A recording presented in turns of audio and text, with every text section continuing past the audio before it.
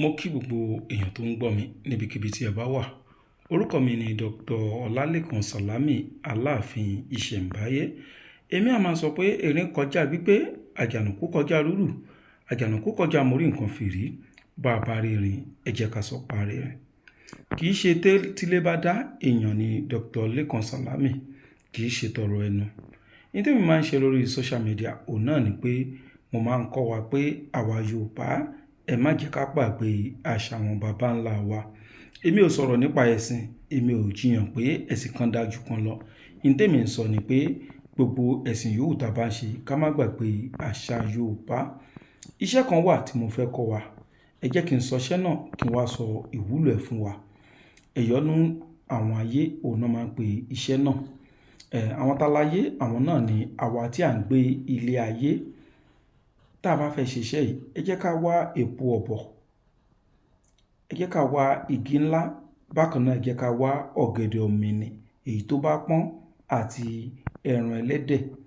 A wá gún wọn papọ̀ pẹ̀lú ọṣẹ. Tá a bá gún wọn papọ̀ pẹ̀lú ọṣẹ, a tún wá epo ọ̀bọ̀ míì tó tóbi tó àtẹ́lẹwọ́ wa. A wá gbé epo ọ̀bọ̀ yìí sílẹ̀, a kó ọṣẹ yìí, a kó lé lórí. Tá a bá ti kó lé lórí tán, a tún wá fi epo ọ̀bọ̀ míì tó fẹ̀ tó dédé àtẹ́lẹwọ́, a tún wá fi bò ó. Ó túmọ̀ sí pé tá a bá ti gún ọṣẹ yẹn tán, epo ọ̀bọ̀ tó fẹ̀ tó àtẹ́lẹwọ́ a gbé sílẹ̀, àwa kó ọṣẹ yẹn sínú ẹ̀. Epo ọ̀bọ̀ tó fẹ̀ tó àtẹ́lẹwọ́ míì àwa dàbò lé lórí gẹ́gẹ́ bí cover. Ní tá à ń pè ní ẹ̀yọ́nú ayé òun náà ni pé gbogbo ibi téèyàn bá ń lọ kàn máa yọ́nú síyàn. Ẹni tó bá jẹ́ bí olóṣèlú, àwọn èèyàn máa gba tiẹ̀. Àbí gẹ́gẹ́ bí ọ̀gá kan lẹ́nu iṣẹ́, àwọn èèyàn máa gba irú ẹni bẹ́ẹ̀. Irú ẹni bẹ́ẹ̀ kóun náà wá gbìyànjú kó máa ṣọ́ ìwà wù láàárín àwọn èèyàn. Ìwọ tó wá ń wẹ ọṣẹ yìí tó kì í ṣe olóṣèlú, bẹ́ẹ̀ ni tó kì í ṣe ọ̀gá kan níbi iṣẹ́. Iṣẹ́ tọ́ṣẹ yìí máa ṣe ni pé ibi tí gbogbo èèyàn bá fẹ́ kọjá, tán bá sọ pé kò sí ọ̀nà ńbẹ̀, wọ́n máa gbà wọ́n láyè kó kọjá ńbẹ̀. Bàbá kan ni mo gbọ́ tó ń ṣiṣẹ́ níbì kan tó wá sọ pé lẹ́yìn táwọn ò ṣiṣẹ́ ńbẹ̀ mọ́, àwọn kọ́sítọ́mà kan wà táwọn ní láràǹdì ibẹ̀.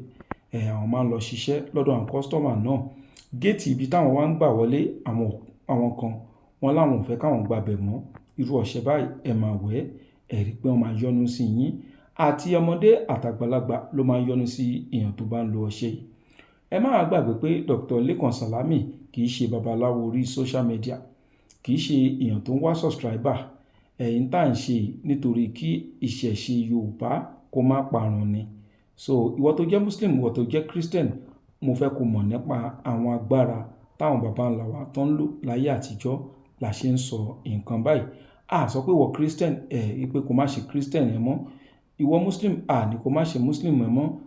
Ní dandan ni kẹ́ di ẹlẹ́sìn ìbílẹ̀, ṣùgbọ́n à ń sọ̀rọ̀ nípa agbára tí Ọlọ́run jogún fún àwọn baba ńlá wa nílẹ̀ Yorùbá.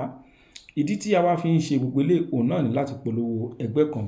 Orúkọ ẹgbẹ́ náà ni AATC, Association of African Tradition and Culture. Ẹgbẹ́ náà a wà lórí WhatsApp, bẹ́ẹ̀ sì ni a rẹ́gísítà pẹ̀lú ìjọba. Ní tá máa ń ṣe nínú ẹgbẹ́ yẹn ni pé kí ni ìwọ mọ̀ nípa ògùn ìbílẹ̀? Tí ìwọ bá sọ nínú ẹgbẹ́ yẹn, ẹlòmíràn náà tún sọ èyí tóun náà mọ̀, gbogbo wa jọ máa wá jàǹfààní ara wa. Ẹgbẹ́ náà dá fún èèyàn tó ń dálejò lóhùn gẹ́gẹ́ bí àáfàá, wòlíì tàbí oníṣègùn ìbílẹ̀. Bẹ́ẹ̀ sì ni ó dá fún businessman, èyí téèyàn máa rìn kiri tó máa kó sọ́wọ́ àwọn oníjìbìtì lórí pé ó fẹ́ ṣe àjò. Tó bá darapọ̀ mẹ́gbẹ́ yìí, ìwọ náà fúnra ara ẹ ló máa rí pé àṣé nǹkan ju nǹkan lọ. Òótọ́ ọ̀nà la fi ń ṣe ẹgbẹ́ yìí. A sì ti ń ṣe ẹgbẹ́ náà láti 2016 ni. Ẹgbẹ́ náà ó wà lórí WhatsApp. Bákan náà tá bá fẹ́ ṣe program, a máa ríra wa lójúkorojú. Ìwọ tó bá fẹ́ dá sí ọ̀rọ̀ ẹgbẹ́ yìí pé ó fẹ́ darapọ̀ mọ́, ẹ kàn sí Dr. Lékan Sàlámì lórí WhatsApp number mi 08028565188. Kì í ṣe ẹgbẹ́ tó máa ní kẹlọ́ mọ́ wá, àwọn fẹ́ bá yín ṣe nǹkan kan. Wọ́n máa kọ́ yín bọ́n ṣe ń ṣe ni. Torí àwọn nǹkan pípẹ̀pẹ̀ kan wà tó ṣe pé gbogbo wa náà la lè dánwò fúnra wa. Láti wá darapọ̀ mẹ́gbẹ́ náà, 5,000 naira òun ni registration àti ID card. Ẹgbẹ́ tó ní ọ̀rọ̀ ID card inú ni. Kò wá síbikíbi tó wà lórílẹ̀ ayé yìí tó bá ti jẹ́ pé WhatsApp ó débẹ̀, ìwọ náà lè darapọ̀ mẹ́gbẹ́ náà. Kò nídìí pé ọ̀nà tèmi jìn. A ní àwọn ẹgbẹ́ ní London, a ní l'Amẹ́ríkà, a ní India, a ní ní Asia country káàkiri gbogbo àgbáyé òun ni ọmọ ẹgbẹ́ wa wà. Kò síbi tí ìwọ náà wà tó bá ti jẹ́ pé WhatsApp débẹ̀, ìwọ náà lè darapọ̀ mọ́ wa nínú ẹgbẹ́ náà.